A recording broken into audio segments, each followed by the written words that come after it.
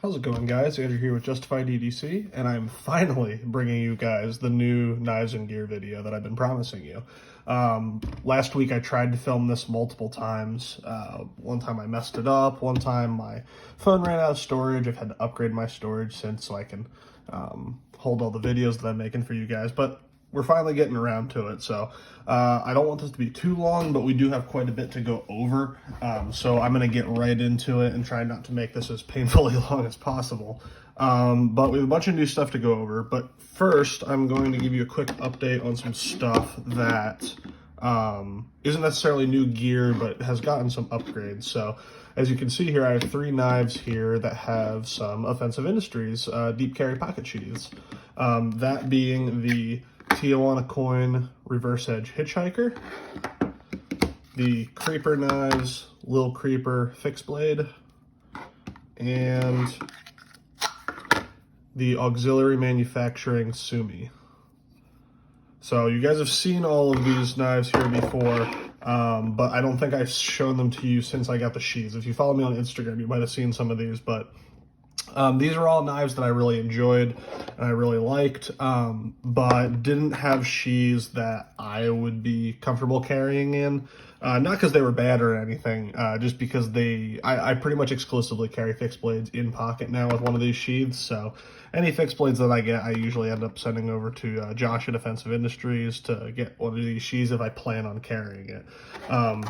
As always, retention is spot on. No wiggle, no rattle. The retention for deployment is great. And I really enjoy these 2 smaller ones because I love having an option.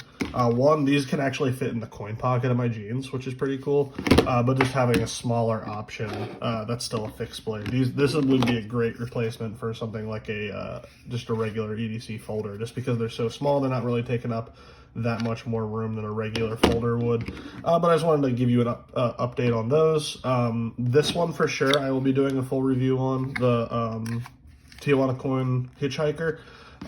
These 2 I might do reviews on. I'm going to be sending this back to auxiliary manufacturing for a sharpening soon, but then I might get around to doing a review on these 2 as well. I haven't carried these as much. This one I have carried a decent amount. Awesome knife. If you hadn't seen my last new knives and gear, I'm pretty sure I showed this off. And then the only other thing that I did to this was I sanded these handles down to 80 grit, and they came with a really high polish. If you kind of look at the end here, I didn't get in here to sand these down. So that's kind of what it looked like before. It was very glossy and polished. But if I'm going to be using a knife as a defensive tool, I wanted to have a good amount of grip. So this kind of just roughed up that micarta, made it a little more fuzzy, and now when your hands are sweaty or wet, it actually grabs your hand. I'm not a real big fan of high polish micartas unless it's on something like a bushcraft knife. But there you go. So we're going to move these out of the way here. Don't want to spend too much time on something you guys have already seen. And then the other updated thing is I got some new scales for my Spyderco Para3.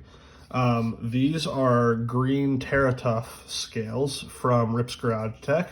I had kind of forgotten that company existed. I think I had a clip from them a while ago. I might have had some scales from them. But I saw these pop up on the secondary and thought they looked neat, so I grabbed them and threw them on here. I'm not sure how I feel about the blue with the green yet. I just had this blue winch clip and the blue barrel spacer because I used to have, I had the black G10 scales on here, the ones that come stock. This is just the regular S30V version. And then I had some contoured carbon fiber scales, and then I had full blue hardware for a while. And I got rid of that and just kept these 2. So this might get swapped out for a more neutral color at some point, but so far I just kept those on there with the green TerraTough. I'm actually not even the biggest fan of this color. I wish it was kind of more of a matte color, not as bright. But they do feel really nice in hand. I did have a little bit of issue getting them installed. This pin, the stop pin, didn't fit completely. And the barrel spacer I couldn't get to mate with the one side of the scale, so I kind of had to do a little bit of sanding, a little bit of muscling it in there, but they seem to fit well enough now. I'm still working on getting some blade play out of this. This used to be a rock solid little knife that I beat the piss out of and never had any blade play. But after swapping to these scales, I just can't get it tuned the way that I want it, and I haven't quite figured that out yet. So if any of you guys have any suggestions for getting rid of that blade play, let me know down in the comments. But I've tried everything, so I would really appreciate some suggestions. But that's the other update. Ripp's Garage Tech scales. They are nicely made scales. I just had a couple issues with them, and I talked to some other people that have them, and they didn't seem to have those same problems. So your mileage may vary. I'll go over this next because there's not a lot to go over. But I got a new handgun. If you guys have been following me, I had a H&K VP9, the full size, or I guess technically the compact one with the 4-inch barrel. They have the SK, the regular VP9, and then the VP9, I think it's the L with the long slide, like 5-inch barrel. But this is their subcompact one. It's supposed to, like, with the magazine out, kind of mimic the size of like a Glock 26.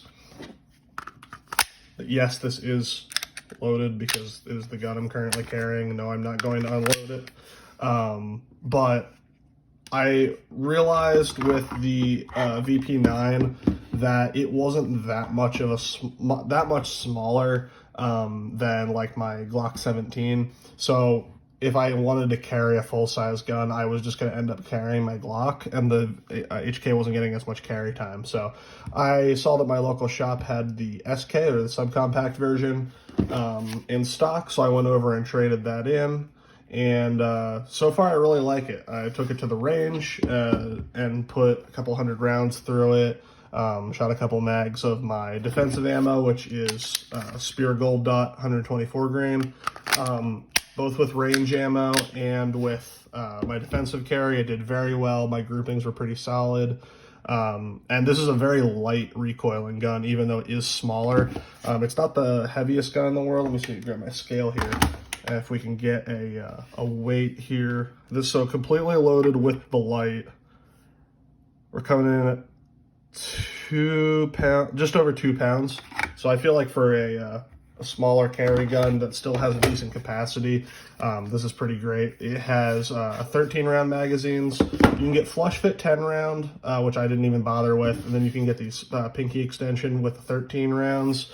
And then you can also get these 15 round magazines that extend the grip even more. So there, that kind of brings it out to like the size of a full size VP9 grip. I'm not going to carry with that because obviously that defeats the purpose, but it works well as a spare magazine. And these can also run the 17 round full size magazines for the VP9. There's a little sleeve adapter you can get that kind of fills your grip, or you can just run them as they are. But for me, the 13 works best for carry. It keeps that grip size down. And with the Harry's holsters, not Harry's holsters, I'm sorry, the close quarters carry holster that I run for this, it conceals very well with the monoblock and the wing. This was for my full size, but because the gun is pretty much the same and I'm running the same light, it still fits. Just has a little bit extra length down here, but that's not really the part that usually digs into you. It's usually over here anyway. So at some point I might be getting another holster for this, but for now this works pretty well. And then I have my spare mag running in the Shapeshifter Concealment mag carrier. So those are working great. Yeah, the 3 Kydex company, I know people ask me about Kydex all the time. The 3 companies I pretty much exclusively, or maybe 4, pretty much exclusively run is I pretty much always run Shapeshifter Concealment for my mag carriers. And then for holsters, either close quarters carry, which I have a discount code with in the description, Harry's holsters, or traditional arms. All are holsters that I have carried and tested extensively and work very, very well. So this slight update on that, you'll probably see this in my next EDC update because I have been carrying it ever since I got it and took it to the range. Back to knives then. Let's see. So here's an interesting one, if I can get it untangled.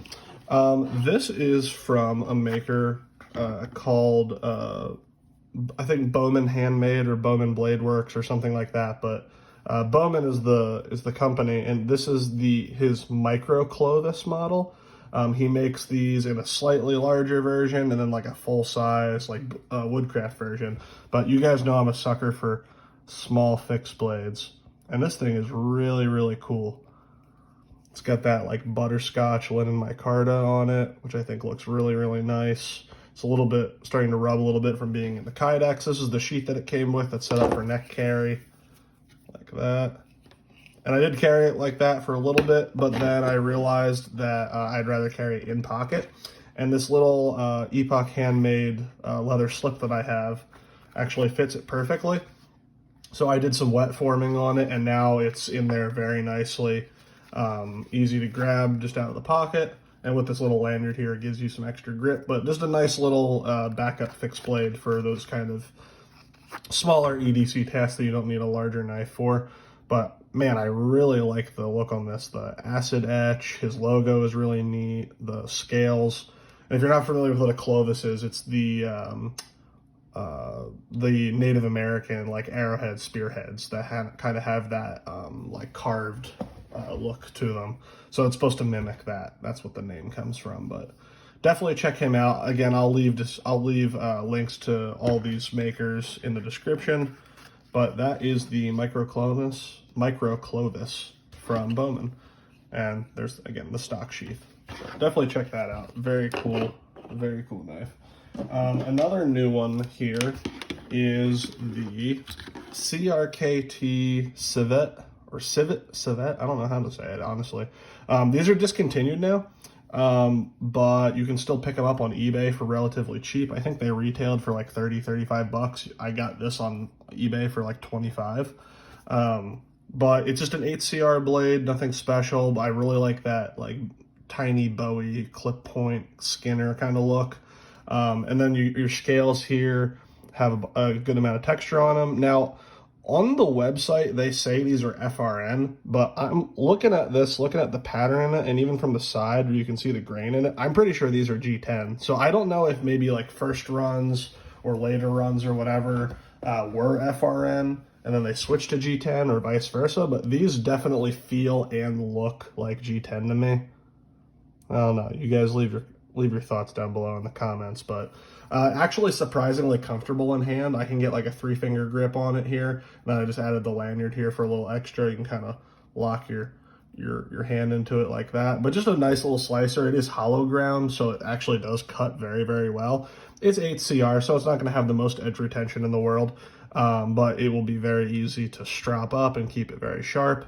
Comes with this regular fold-over Kydex sheath set up for neck carry. I did not carry it like that. I almost immediately found out that the Creeper Knives sheath from Offensive Industries that I have fits this very well, and that's how I've been carrying it. So, retention solid with that little loop there. It's easy to kind of grab that and pull it out of the sheath. So that's how I've been carrying it, just as a little secondary knife. Very cool though. If you like the if you kind of like the lines of this knife, I'd say it's definitely worth picking up. It's nothing special, but it's just kind of fun. So there's that. I'm gonna move on as I put this away. I am running out of desk space to keep all this stuff. Let's see. Let's continue on with our folders here, or our fixed blades. My apologies. This is a Fred Perrin knife. And now I believe this is one of his production ones. I don't remember who makes the production knives for Fred Perrin.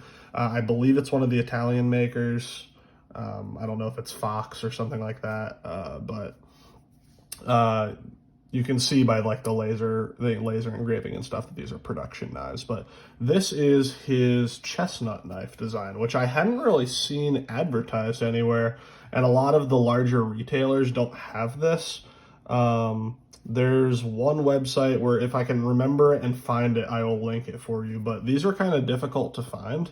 I don't know if they're a newer design or they just like retailers weren't interested in it, but it's just a skeletonized little hawkbill. I added some fabric grip tape on here just to keep it nice and slim, but also to give you a little more to hold on to. I also added this little paracord loop again.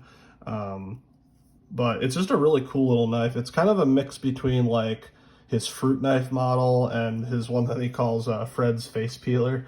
But just a cool little backup knife. I believe these are N690. If I can find, I don't know if it's listed on here, but I believe I looked it up and these are N690. So not the craziest edge retention in the world, but at least it's not something like D2 or 8CR or something like that. So that's neat. The sheath works well. There's not a lot of rattle or anything like that. If I was going to carry this long term, I'd probably get another sheath made for it, but this does the job. You can't really pull it straight out. You kind of have to angle it down as you pull out, which is one thing I don't really like. But you do have this little spot here you can kind of push off with your thumb and then just kind of rock the blade out. So the same thing, putting it back in, you kind of have to rock the blade back into the sheath. So just something to keep in mind. But these are cool. I grabbed it on the secondary market for not that expensive. So if you see one of these guys and you like Fred Perrin's designs, I would definitely say it's worth checking out. Next, this is something that is on loan from me. This is not mine. I did not purchase this, and it's not mine to keep. One of my viewers sent this in for me to check out. This is made by Yuca Bladeworks, and I honestly cannot remember the name of the knife right now. I will put it in the description, and I will leave a link to it. But it's kind of like that, like Scottish dirk kind of design, where you have the flared pommel at the top. He has a lot more cuts and grooves cut into the handle here than I think traditional ones have. But if you've seen like the cold steel Culloden, or however the hell you say it, that's kind of the style this is after. Also the style that Tracker Dan ended up basing his Blood Shark model on was that same kind of Scottish dirk style of knife. It's very comfortable in hand. Not a lot of texture, which I would have liked to see. Again, I don't know why makers put polished handles on defensive knives, but all of the contouring and stuff does make it very comfortable in hand, and especially if I was going to be using this in a reverse grip, the pommel is very easy to thumb cap, so I'm not super worried about it. Another thing I really like is how thin it's ground. It's actually ground nice and thin. The blade stock isn't ridiculous. If I check it out here, it's probably about maybe a hair over 1/8, but then it has pretty much a full flat grind that comes down to a nice thin edge. The secondary bevel is nice and sharp. This could be actually a great EDC user, especially with that kind of neutral spear point blade shape. You can do a lot with that. The cuts in the handle, I'm not like super a fan of right off the bat. Mostly because I wish it was neutral all the way through. I wish they either would have put another one of these choils on the other side, or they kind of just would have left this bowed like on this side, because this works very well for reverse grip edge out, but on edge in, it still works, don't get me wrong, but this point kind of drives into the flesh of your hand. It doesn't feel quite as locked in with that here. Another thing is, and again, I know this is supposed to be a defensive knife first, but if you were gonna use this for like EDC, unless you're like hammer fisting it, which is comfortable enough, I think this is probably a little too small for my hands, which is strange because I kind of have medium-sized hands. But the points of the pommel kind of dig into the back of my hand, even when I'm in a, like, I'm just kind of monkey fisting it. But if I was gonna kind of choke back for like a saber grip to kind of use this, it's really not the most comfortable with that pommel back here. Again, it would work, and I wouldn't hesitate to use this for like EDC tasks, but there's just something about the handle that's just off. Like it's almost like it needs to be like a 1/4 inch longer, and some of these cuts like move to the other side. I genuinely don't understand this knife. I've seen these all over Instagram for years now, and I've always wanted one, and I know a lot of people really like them, so I don't know if it's just like my specific hand size, but here, let me line this up for you so you can kind of get an idea of the size. So it's not a huge knife. It's under 8 inches. It's under 7.5 inches. So that handle, let's see.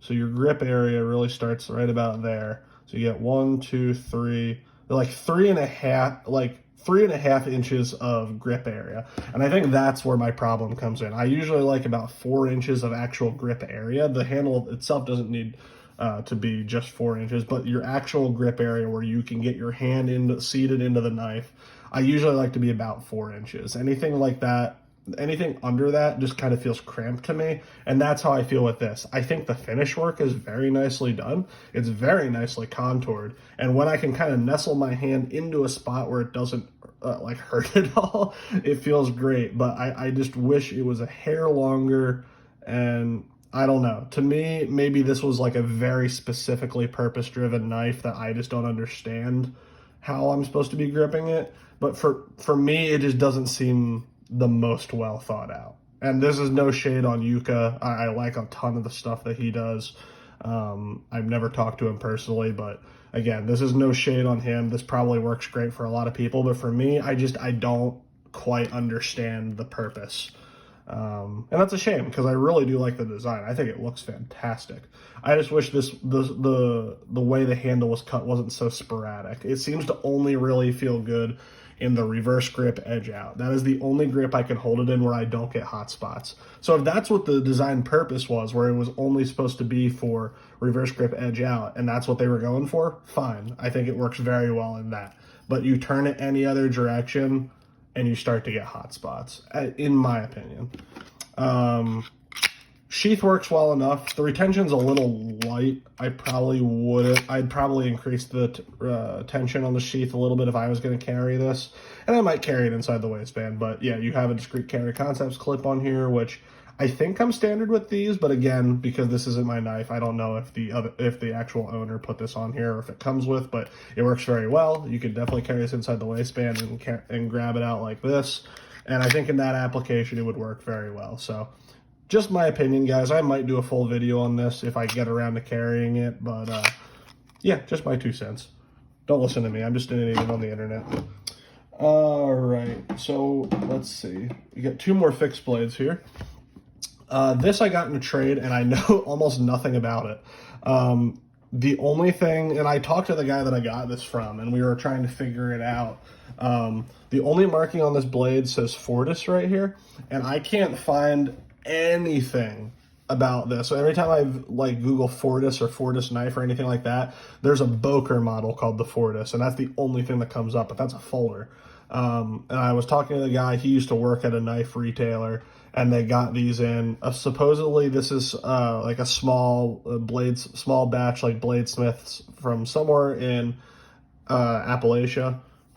Not exactly sure a lot of details about it. From what we can find, it's 80 CRV2 steel and G10 scales. It does feel very comfortable in hand. This is a nice little EDC or camp kind of like backup blade. Comes with a very nice leather sheath that works very well. Retention is solid. It comes in and out of the sheath very nicely. It's not too tight. You can tell it's been worn in. You also tell it's been worn in by the edges very beat up. I'm assuming that's from the previous owner, so I'm probably going to send this off to someone to have the edge reprofiled. But I actually really do like this pattern, and I've been wanting to experiment with carrying on a belt sheath, a vertical like belt sheath like this. Probably eventually I want to get something a little bit bigger if I'm going to be carrying it like this, and maybe on like a dangler. But this is a good first step into carrying something like this, and I actually do really like it. And 80 CRV2 is a great steel. At least in my experience with the knives that I've had. So I might end up carrying this, but it's just a neat little knife. If you guys happen to know anything about this maker or this knife, please leave some comments down below. I'd love to hear more about it, but there's that, and you might be seeing more of this. The last fixed blade then is from, if I can get out of the sheath here, it's from Duffy Knives on Instagram.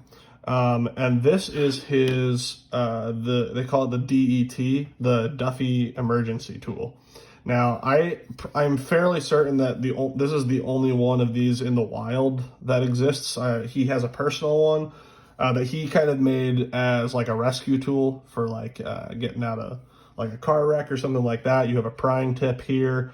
You have a normal edge here, and then you have a serrated edge here. But when I saw this, a couple things came to mind. One, I really like having a knife on me that I can just beat the piss out of without thinking about it. And whether that's just like a cheap folder that I don't care about, or like a fixed blade that I know is going to be really tough, I like having that. I like the option of, because I use all of my knives. If you look at any of my carry fixed blades or even my folders, they all get used, but some of them get used slightly less or in less applications than others, just because I don't know the full capability of their strength.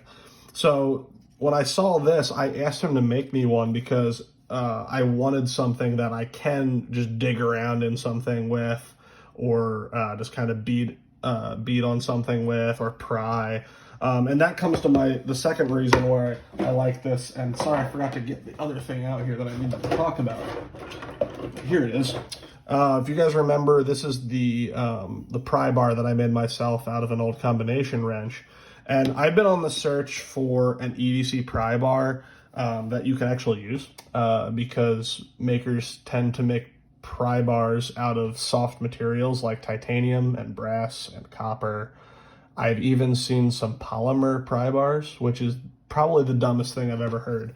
But I wanted a pry bar that can actually be put to use and actually be just wailed on and not break. So this has been working very well for me, but I want, you know, I like supporting small makers. So when I saw this, it kind of solved both of those problems because it has this pry tip on the end that I can pry with, and obviously it's steel and it's heat treated, so it's going to hold up.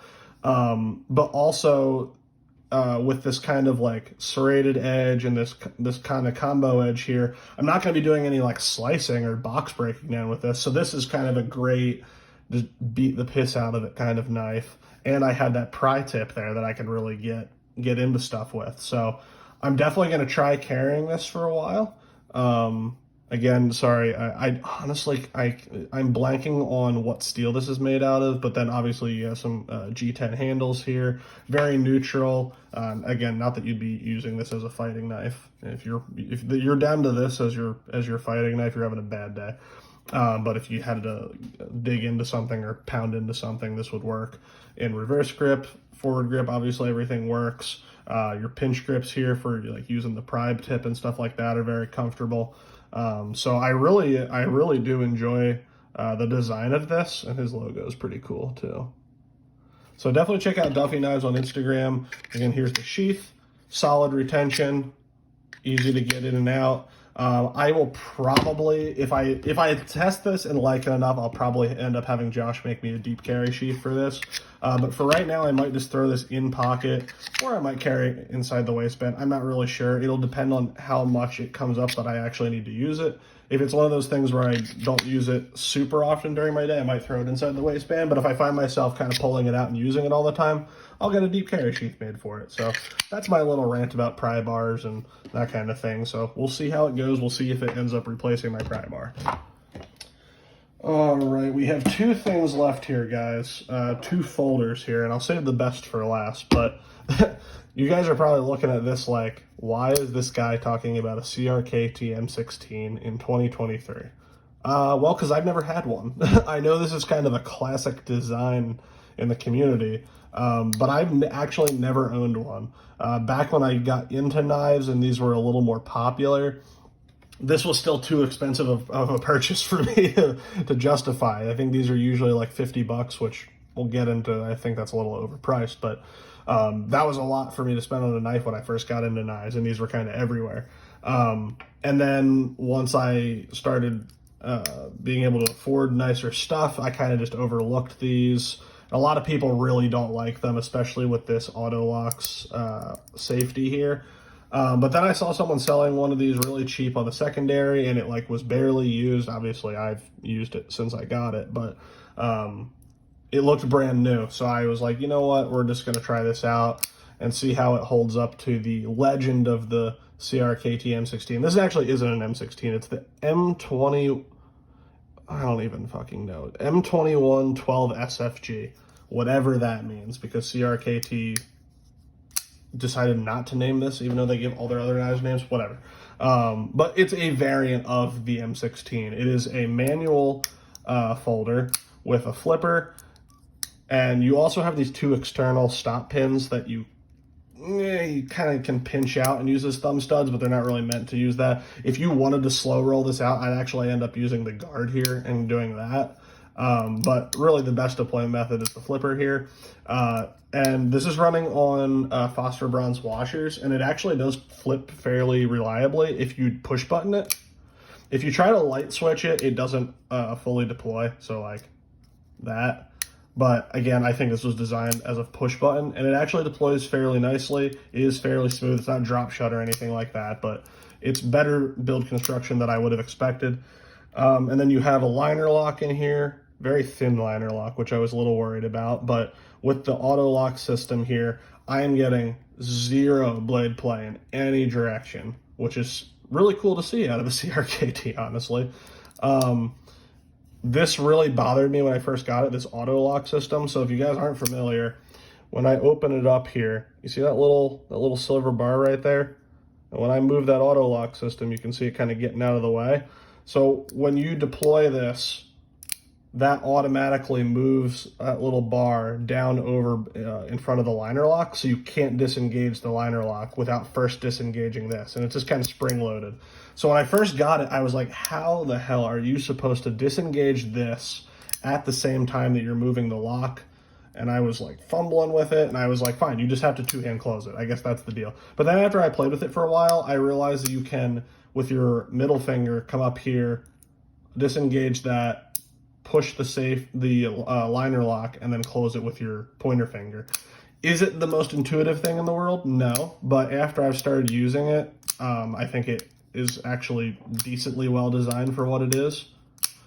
And there you can see I was able to do it with not much problem. The other nice thing about these is they are 4-position pocket clips, so you can do left or right hand, tip up or tip down. So I guess that's a plus if you're a lefty. I wouldn't recommend this knife for a lefty though, because of that auto locking system. You kind of have to, like, with my left hand, I kind of have to do it like this, and then try to kind of close it with the stop pin. It's not the easiest thing in the world. There's definitely better knives out here for left-handed people, but it's nice that they give the option. You have G10 scale, steel liners. It does feel very solidly built. It definitely feels like you can put some work in with this. And one of the other reasons I got this was these vest serrations, because I'd been wanting to try these out, and man, do these things cut. Even with the HCR blade on here, these came extremely sharp, and these just tear into material. So I did really enjoy using that. The guard does kind of get in the way of any grip, really, other than just kind of a hammer grip like this. You can put your thumb over it and avoid it if you want to do push cuts like this. It's okay in reverse grip edge in forward grip edge in. And then when you get down to grips like this, the guard just gets in the way. So do with that information what you will. I think these are still cool knives. But again, they get up into like the $40 to $60 price point, and I'm pretty sure these are imported. It doesn't say on the back of the knife here, but I'm pretty sure these aren't USA made. If these were USA made and they were at the $50 mark, I'd say, okay, fine, whatever. I understand US manufacturing is expensive, but I'm pretty sure these are still imported CRKTs with G10 and 8CR, and I'm not sure why they're so expensive. So I don't know. Do with that information what you will. I thought they was kind of neat. It'll probably stick around in my collection just for size comparisons and stuff like that, because a lot of people have had these, but it is what it is. Last one.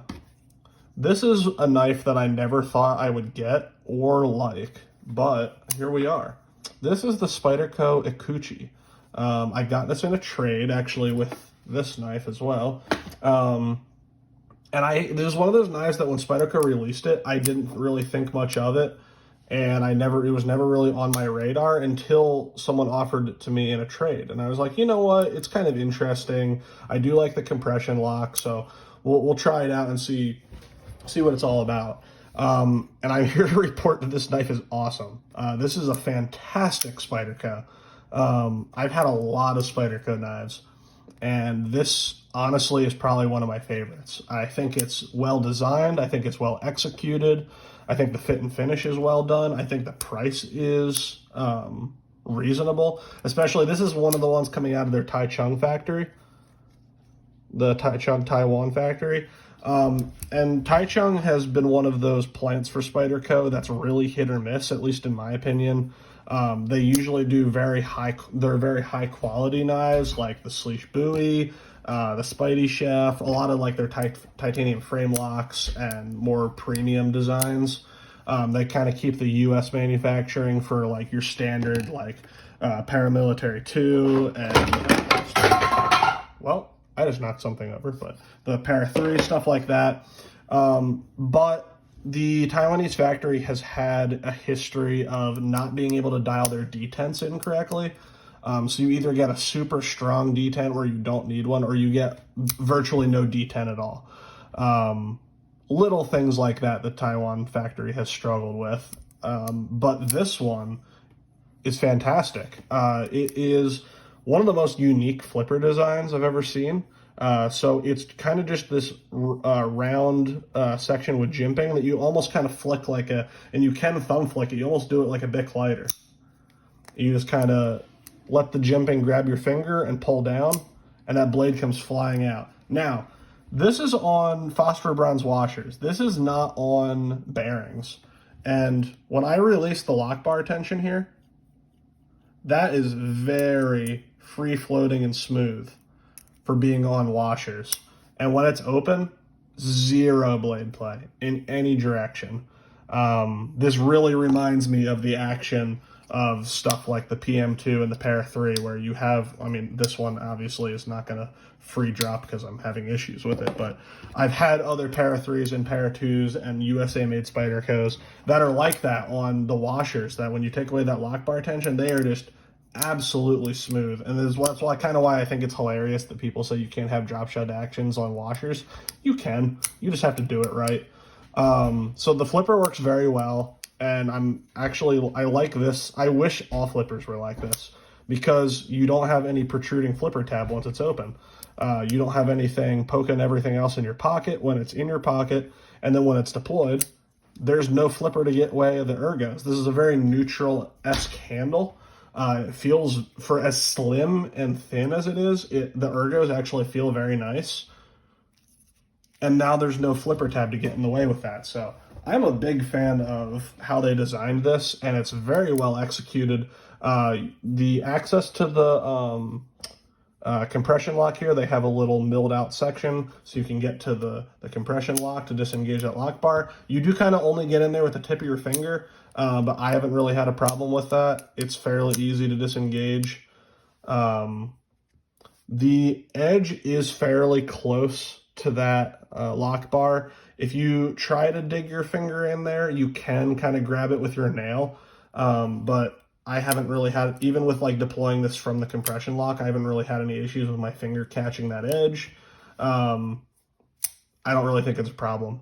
S30V blade, which is great, and it's ground decently thin. Again, the blade stock is pretty thin to start with. It's less than 1/8 of an inch thick. Not exactly sure what that is. I'll have to grab my calipers when I do a review of this, but decently thin blade stock with a full flat grind. It is kind of a trailing point, but because of the handle design, it doesn't go up above the handle, so you can still use the tip of this knife fairly well on surfaces. It cuts very well. This is a really cool knife. I really like it. And the pocket clip is nice, deep carry wire clip. I might switch this out for a winch clip just because I end up usually breaking wire clips by bending them. But yeah, this is a really cool one, guys. Definitely check this out. And they're only come in at like $130, or I've seen them usually anywhere from 130 to 150. And that's kind of on par with like your PM2 and stuff like this. So if you're looking for the kind of build quality of a PM2, like your compression lock, your nice action, your S30V blade that's decently thin grind, carries well in pocket, but is much thinner and maybe a little more people friendly, this is a great option. I would highly recommend looking into this, and I really hope Spyderco does more of these flipper tabs in the future. I'll line this up for you so you can see it. So it's not a small knife by any means. It's almost 8 inches, but it feels like a small knife, especially in pocket. That blade sits completely flush with the handle. I just really like it. I'll stop talking about it now, but that is it, guys. You made it through. I hope this wasn't too long. We're approaching 40 minutes, so I really am sorry for that, but I just wanted to get all of this stuff out here for you so that reviews don't seem like they're coming out of nowhere. I am testing a lot of this stuff, and as soon as I'm ready, I'll put out reviews. Let me know down in the comments what you are most interested in seeing, and as always, I will see you guys in the next video.